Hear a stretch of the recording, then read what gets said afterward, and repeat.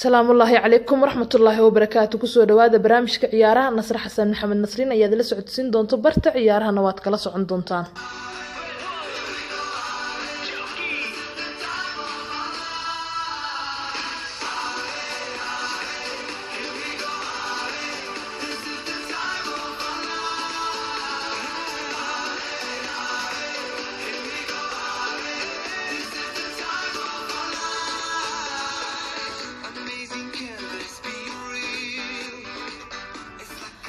barnaamijkeena waxyaabaha ugu horeeya aan ku bilaaban doono waxay noqon doonaan kulamadii xiisaha badnaa ee xalayto ilaa iyo shalayto laga ciyaaray tartanka caalamiga UEFA Nation League iyadoo waliba kulamo badan oo waliba natiijooyin la yaab leh ka soo baxeen haba ugu badnaato wixii ku dhacay xulka qaranka Belgiumka hadii aad maqli jirtay Ingiriis jabyo wixii ku dhacay jac iyo baaruud leh maanta waxay taagan tahay Belgium jabyo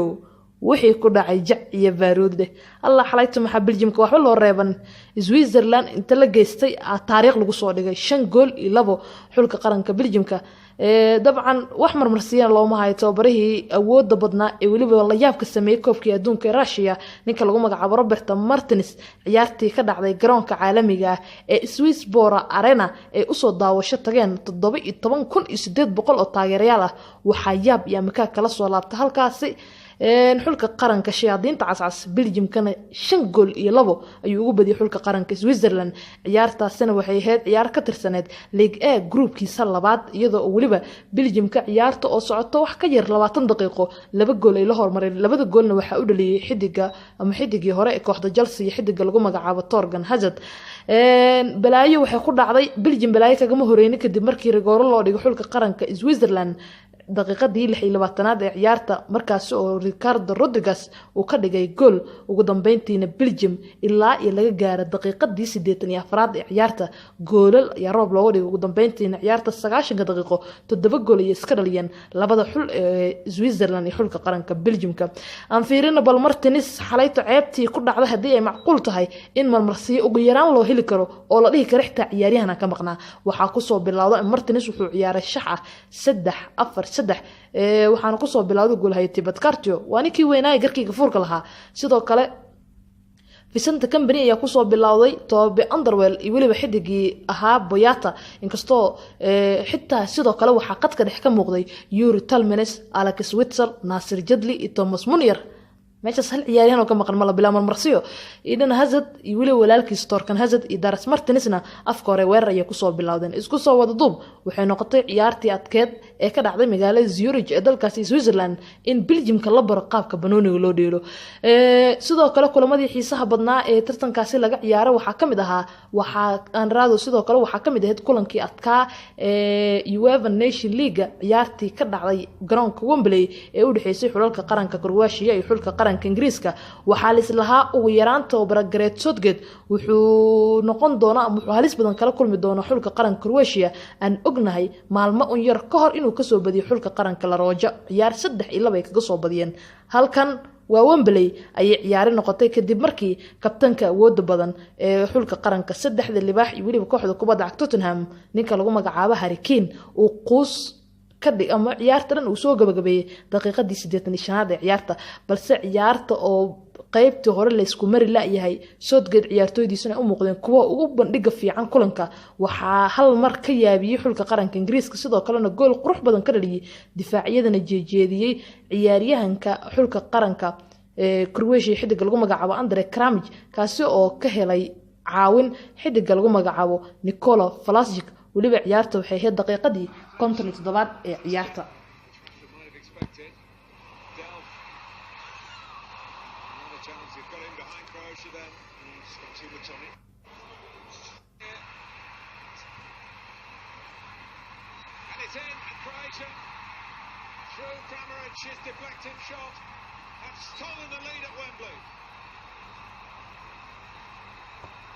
waxaa la aaminsanaa in ciyaarta hadii ay sidan ku sii socoto xulka qaranka Ingiriiska caawa dhagta dhiiga loo aan raado habeenkii maalnimadii shalay tahay dhagta dhiiga loo dari lahaa laakiin wax walba waxay noqdeen waxa isku soo dhamaatay daqiiqado badan kama soo wareen wax ka yar 20 daqiiqo goolkii barbardhac ahaa waxa u dhaliyay xulka qaranka Ingiriiska xidiga da'da yar ee kooxda Manchester United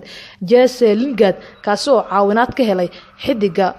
kooxda kubadda cagta Tottenham sidoo kalena ah hogaamiyaha xulka qaranka Ingiriiska ninka lagu magacaabo Harry Kane kaasi oo ku soo baxay hogaamiye dabiici ah.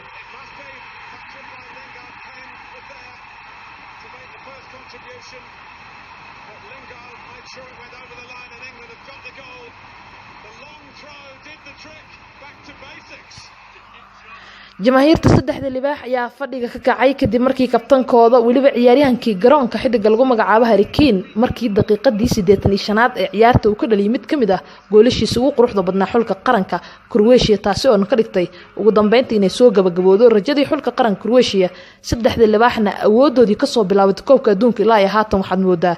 in ay wali bandhigoodu aad u sareeyo.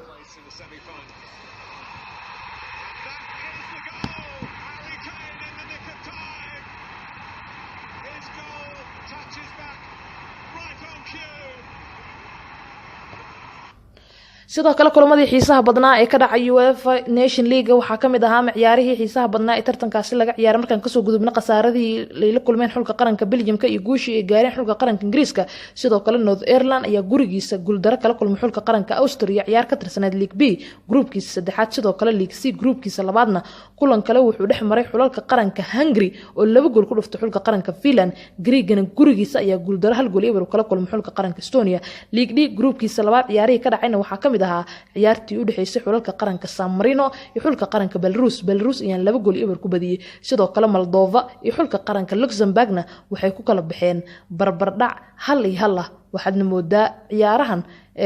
natiijooyinkii ugu weynaa ama natiijooyinkii caawa habeenkii la soo dhaafay la yaabka lahaana waxa ugu weynaa guushii ay gaareen Ingiriiska iyo waliba guuldaradii Belgium-ka ay la kulmeen. fiirino kulamada la ciyaari doona caawa.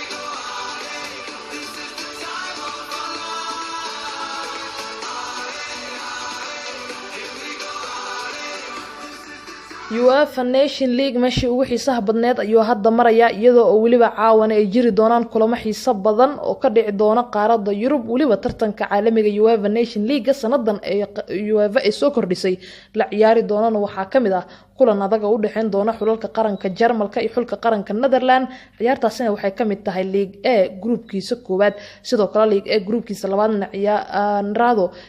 League B groupkiisa koowaadna ciyaaraha ka dhici doona waxaa kamid ah xulka qaranka Czech Republic ayaa soo dhaweyn doona xulka qaranka Slovakia. sidoo kale League B groupkiisa afraadna kulan kale oo xiiso badan ayaa ka dhici doona xulka qaranka Ireland ayaa aadi doona Danishka iyadoo waliba Denmark aan ogna kulankii ugu dambeeyay gool inay soo gaareen. sidoo kale League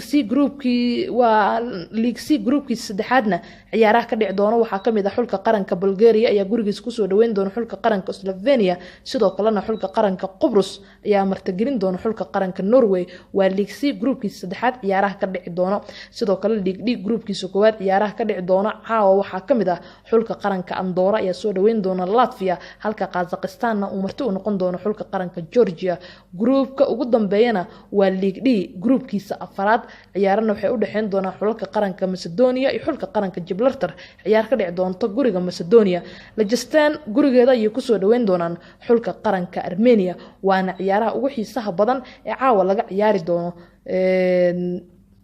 dabcan tartanka UEFA Nation League. haddii dabcan waan fiirin doonaa kulanka adag ee u dhaxeyn doona Jarmalka iyo xulka qaranka Holland hordhiciisa laakiin waxaan ka hormarin doonaa sheekooyinkii ugu dambeeyay dhanka suuqa iyo wali waxyaabaha ka cusub.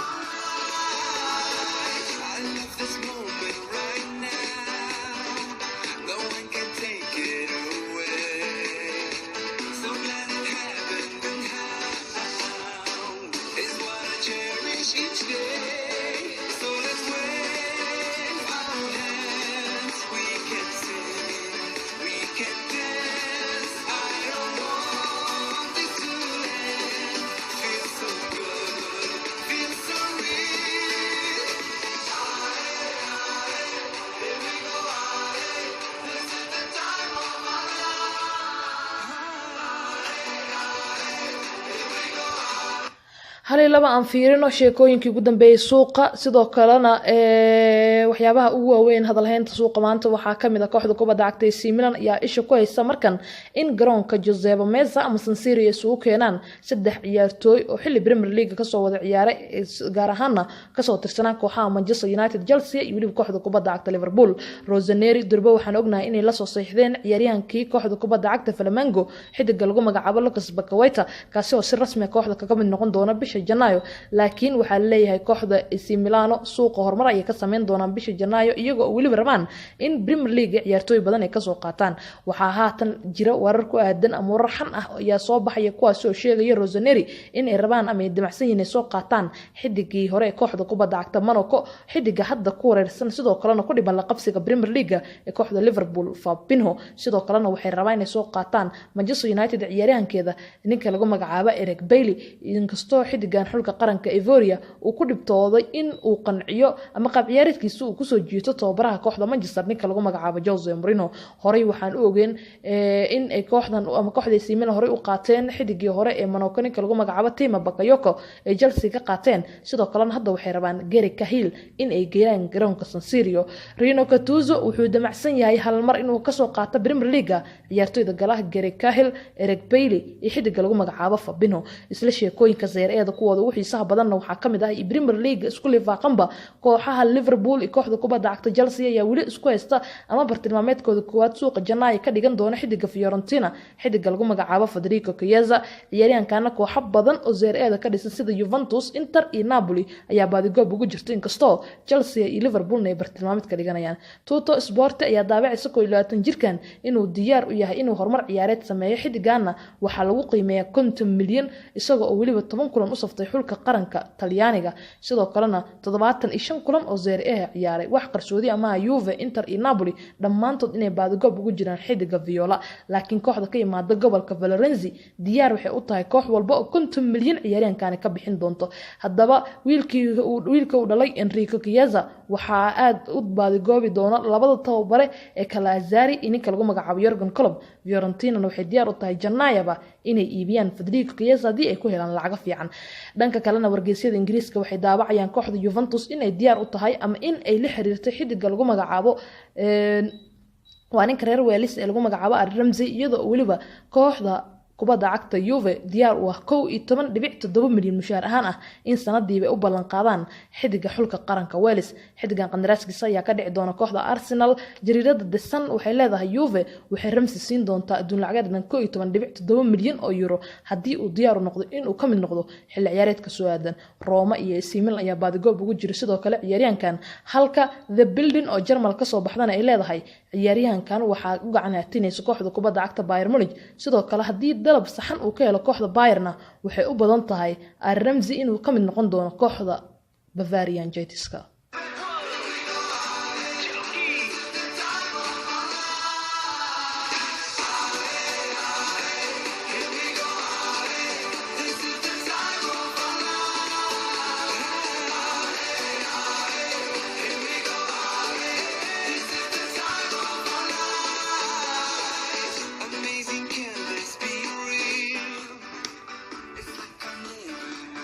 barnaamijkeena haddii aan kusoo gabagabeynana kulanka adaga u dhexeyn doona xulalka qaranka Jarmalka iyo xulka qaranka Holland. kulankana wuxuu ka dhici doona waa mid kamid ah kulamada ugu xiisaha badan ee aan daawan doono iyadoo waliba iska hor imaan doonaan labada tababare ee kala Joachim Löw iyo tababare Ronald Koeman. labadan xulna kulamadii ugu dambeeyay guul ay soo gaareen inkastoo Netherlands kulankii ugu dambeeyay uu guul ka gaaray tartanka UEFA Nation League, waliba Faransiiska uu guul qurux badan uu ka soo gaaray. taasi waxay ka dhigan tahay Ronald iyo xulka qaranka Orange inay dib u soo laabteen. Jarmalkan soo kabasho ayuu sameeynaya kulamadii ugu dambeeyay. haddii aan fiirino ciyaartooyda diyaar ku ah tababaraha xulka qaranka Jarmalkana waxaa kamid ah ciyaartooy kamid yihiin Manuel Neuer, Matti Hummels, Niklas Süle, Antonio Rudiger iyo waliba Jonas Hector,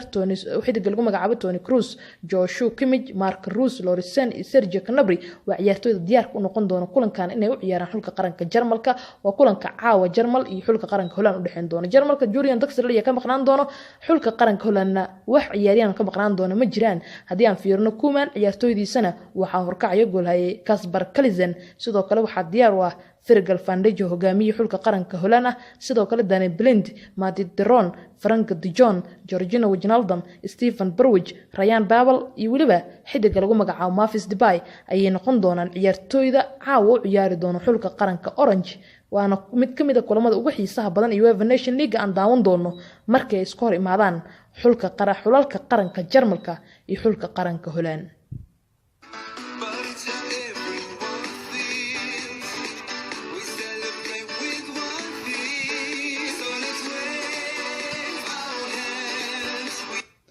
guud ahaan waxaa halkaas iga barnaamijkii ciyaaraha tan intaan barnaamijka la mid hawada kaga kulmi doono waxaan idinkaga tagayaa nabadino